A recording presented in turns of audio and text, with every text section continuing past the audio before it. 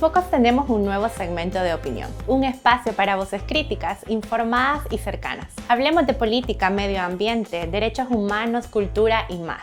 Lee semanalmente las columnas de opinión en nuestro sitio web focustv.com.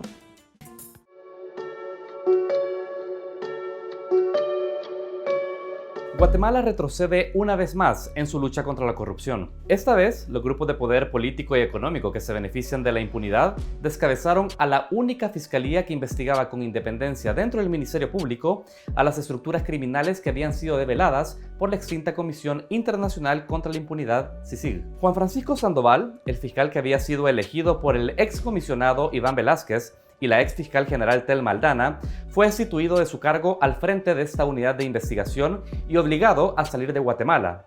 Mientras tanto, el crimen organizado sonríe una vez más. Marvin del Cid, periodista de investigación guatemalteco, nos explica el último golpe a la independencia del sistema de justicia en su país. Cuando se va la CICIG, se queda la FESI, pero el objetivo era fortalecer el Ministerio Público y la FESI para que muchas de las investigaciones que se estaban haciendo con anterioridad se siguieran haciendo, que se fortalecieran los casos, que la investigación penal fuera más a profundidad y todo.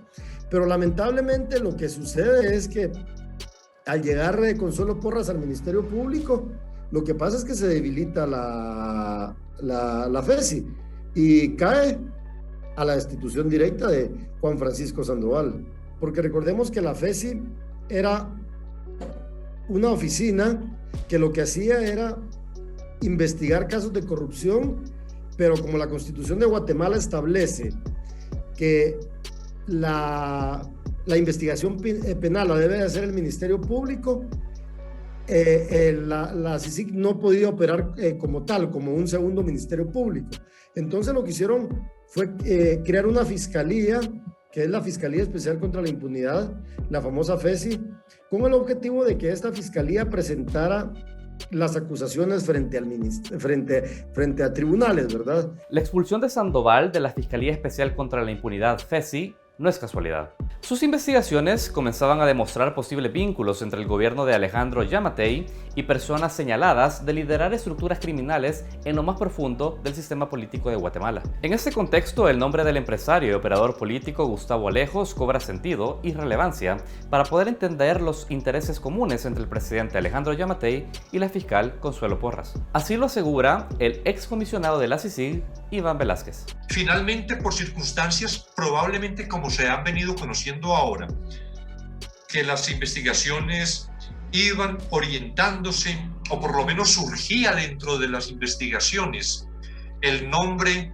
de Alejandro Yamatei o de su partido político, una mayor preocupación del presidente Yamatei, que tiene indudablemente un pacto con la fiscal general, porque mostró en la proximidad después de asumir el cargo, la presidencia, el señor Yamatei, esa complacencia por la presencia de Consuelo Porras en su cargo de fiscal general.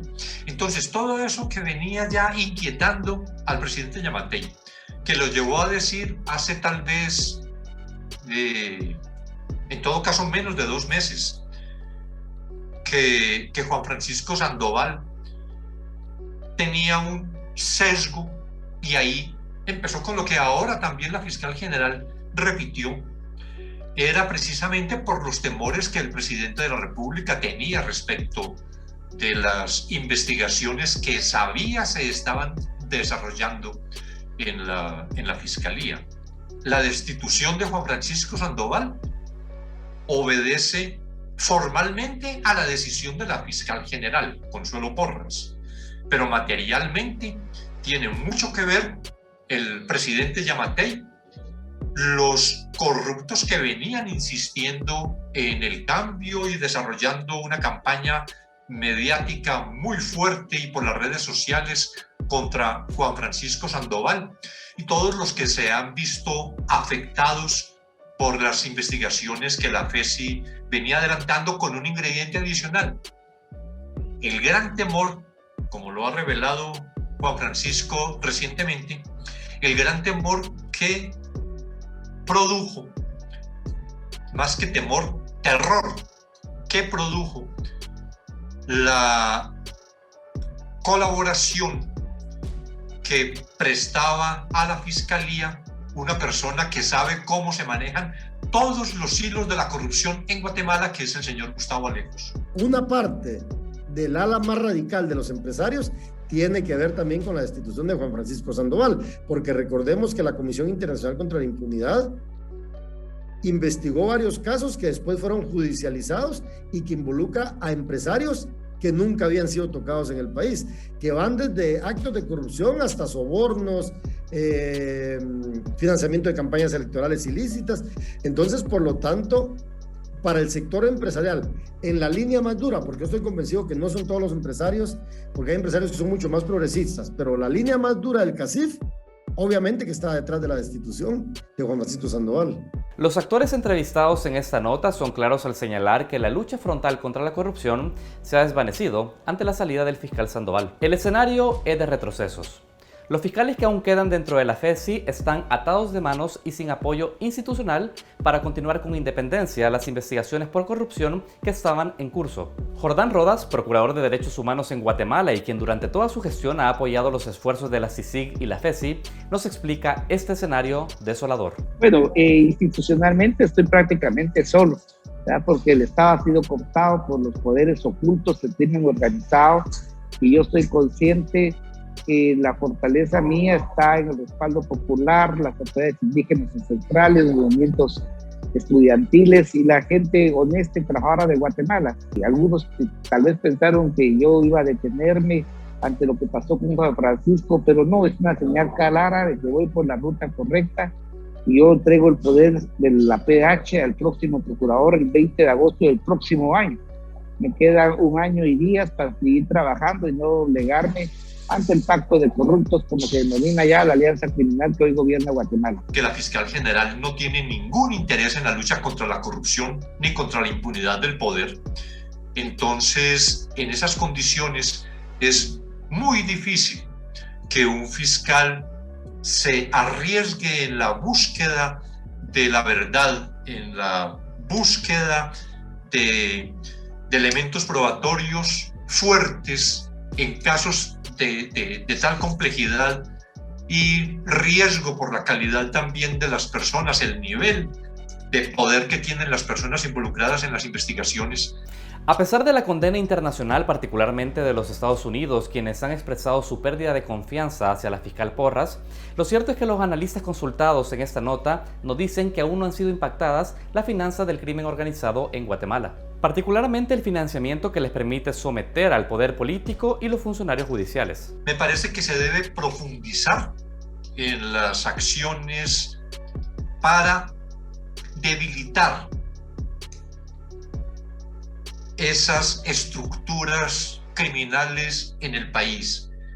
Creo que Estados Unidos tiene herramientas suficientes para empezar a afectar personalmente importantes integrantes de la alianza criminal mediante investigaciones que desarrolle por violación de leyes de Estados Unidos, ¿no? Particularmente en temas de narcotráfico y lavado de activos.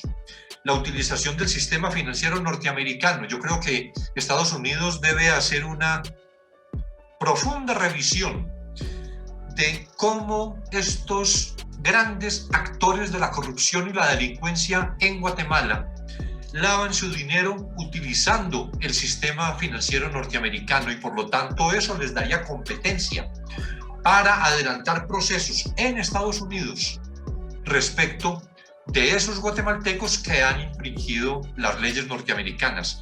Guatemala, como El Salvador, Honduras y Nicaragua, enfrentan una escalada autoritaria y de retrocesos en derechos humanos. Pero los analistas consultados en esta nota consideran que ante este escenario desolador y sin salida, todavía hay esperanza en la sociedad civil. Hoy más que nunca es necesario construir una sociedad participativa y demandante de un Estado transparente que garantice los derechos de la población. Hay voces conscientes de que Guatemala se puede volver un polvorín si esto no cambia de rumbo. Lo que pasa es que algunos dicen que está en juego la institucionalidad. Mentira. ¿Por qué es mentira?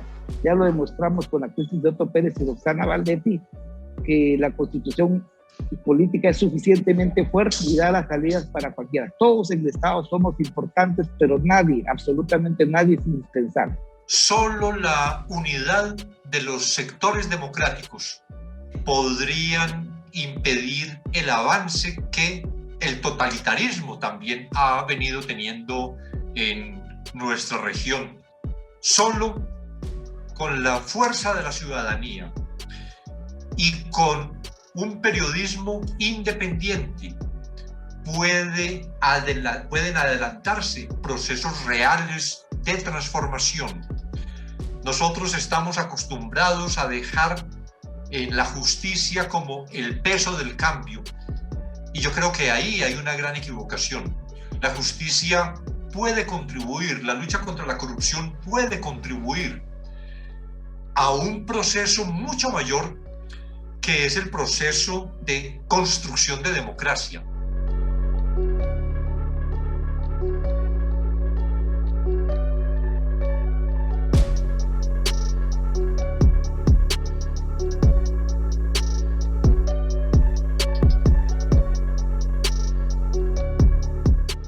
En la Unión Europea promovemos la protección de ecosistemas, bosques y biodiversidad.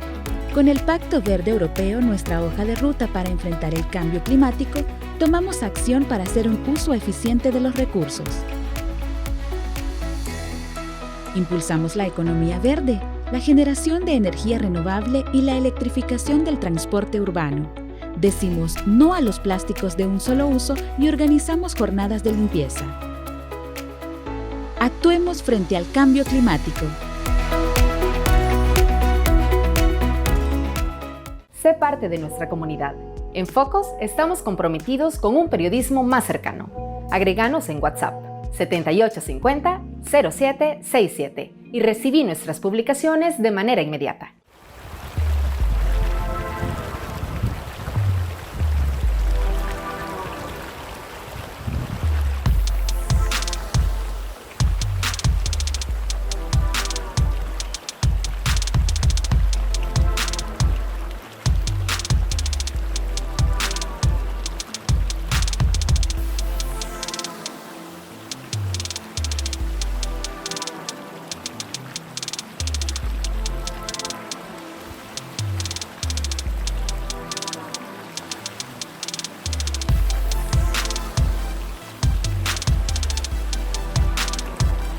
¿Cómo es posible que a los grandes empresarios se les garantice 15 años y a las juntas de agua nada más 5 años? No tiene un sentido en cuanto a enfoque de derechos humanos, ni en cuanto a un sentido de la sustentabilidad de las cuencas, de los ríos y de cualquier fuente de agua de la cual se extraiga.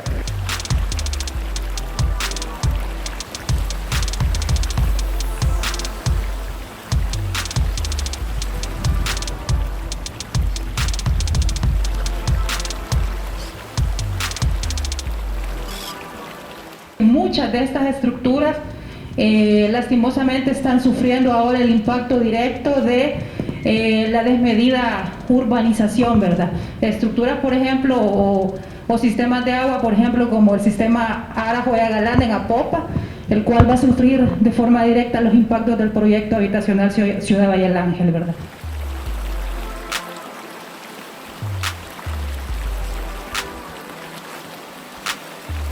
El tema de saneamiento tiene que ver mucho con el tema de salud. Si logramos resolver ese tema, nos vamos a ahorrar muchos recursos en tratar enfermedades renales crónicas, en el caso, por ejemplo, del uso de agrotóxicos, enfermedades diarreicas, por ejemplo, por el tema del agua, y otro tipo de enfermedades o infecciones que tienen que ver con la mala calidad del agua.